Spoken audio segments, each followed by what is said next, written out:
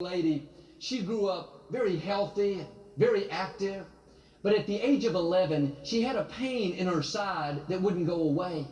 She had her appendix taken out, but that didn't help. She continued to go downhill, losing 30 pounds in a few weeks. The doctors were baffled, couldn't figure out what was wrong. She got to where she couldn't swallow. She lost movement in her legs and arms. She ended up in the hospital in a vegetative state, not able to open her eyes or communicate in any way. She was finally diagnosed with a rare autoimmune disorder that caused swelling on her brain. Her parents were told that she would be in a coma the rest of her life. She probably wouldn't live that long. Against all odds, they believed that God was still in control, that He was still a healer. Month after month went by.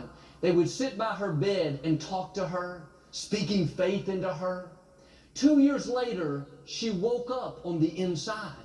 She still couldn't move, but she was aware of everything that was happening. She could hear the doctors telling her parents that she was gone and there was no chance of recovery.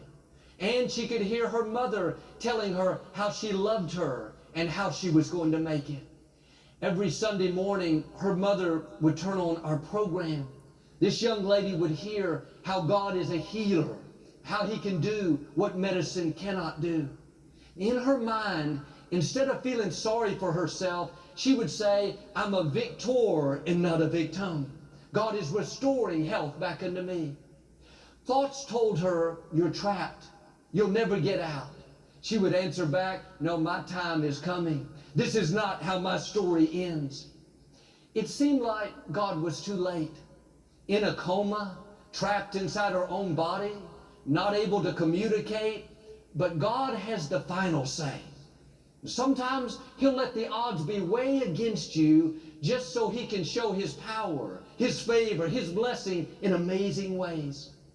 3 years later, she opened her eyes. That was the start of a long journey back. She learned to speak again, to eat again, to move again. Everything came back except her legs. She was paralyzed from the waist down.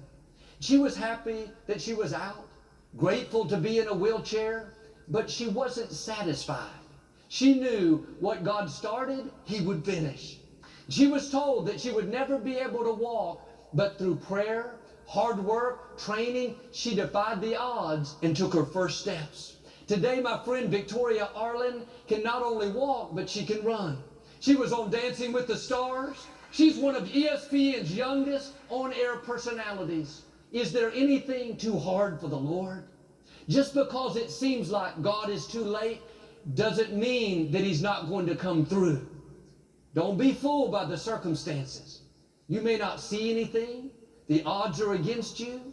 The experts say it's not going to work out. God controls the universe.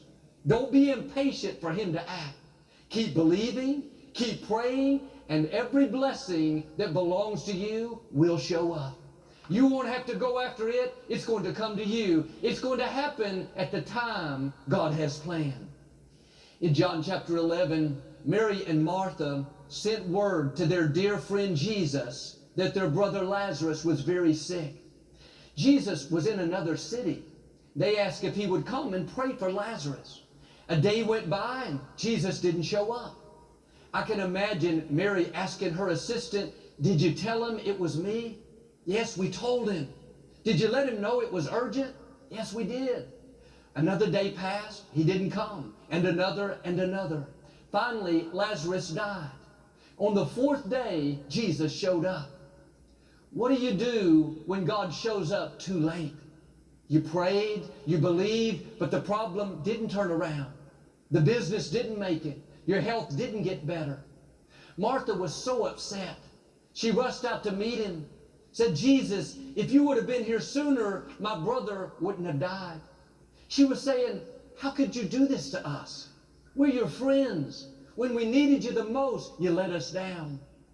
They thought that Jesus didn't care, that He was too busy, preoccupied with others. But the scripture says Jesus wept.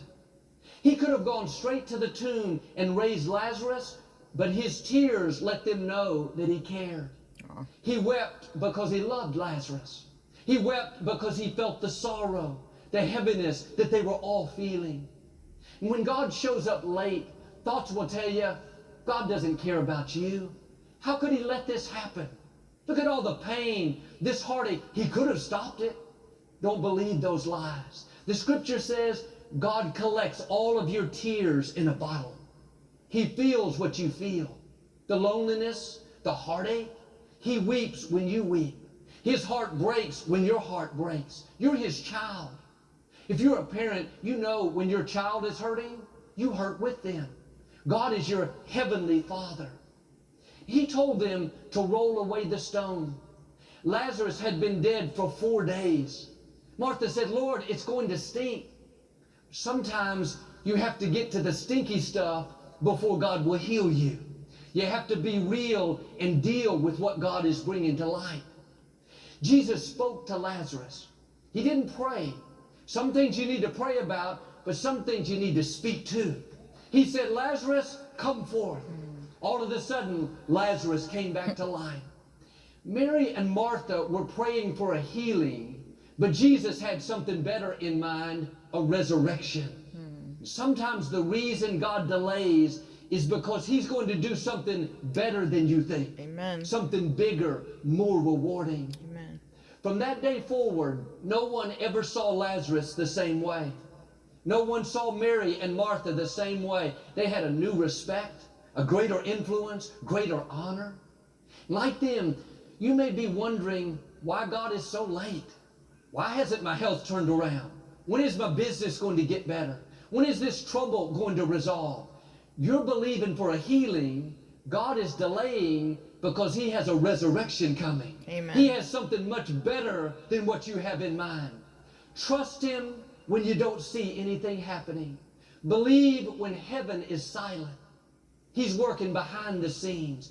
Every blessing that has your name on it, if you will be patient, it's not only going to find you, it's going to be much better than you think. Amen. The Hallelujah. delay is a sign that God is up to something big. It's a sign that he's about to show out in your life. Amen.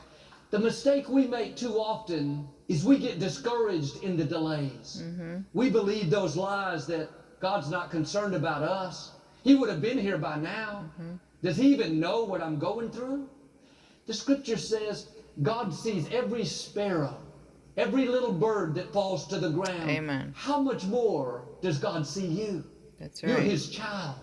He made you in his image. He calls you a masterpiece. He sees what you're going through. He's concerned, and he's coming. Hallelujah. At the time he has planned, in your due season, you're going to see breakthroughs, Amen. healing, freedom, abundance, more than you've imagined. Amen. In Jesus' After name. Jesus rose from the dead, Peter was out fishing.